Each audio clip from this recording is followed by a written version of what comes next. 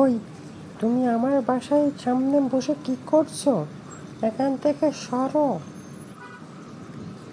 আপু, আমার শরীরটা তেমন একটা ভালো না।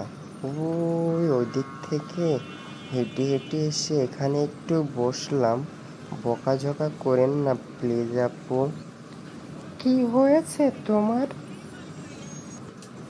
আপু, আমার শরীরটা অনেক দুর্বল, আমি অনেক ক্লান্ত। হেঁটে হেঁটে এসে আর পারছি না, এখানে একটু তাই বসেছি। ও আচ্ছা, তাহলে রুমে আসো, এসে কিছু খেয়ে নাও, তাইলে ভালো লাগবে। শরীরটা অনেক ক্লান্ত তোমার, দেখা যাচ্ছে।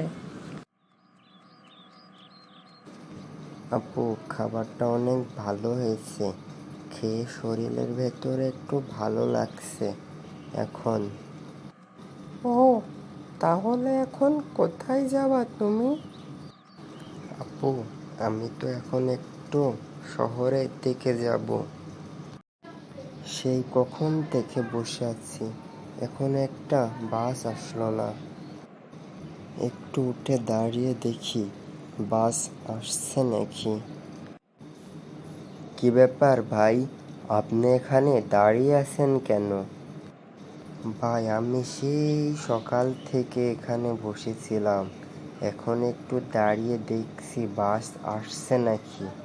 তা সেই সকাল থেকে তো বাস আসে নাই ভাই। ভাই, আপনি জানেন না এই রাস্তায় তো বাস চলাচল বন্ধ?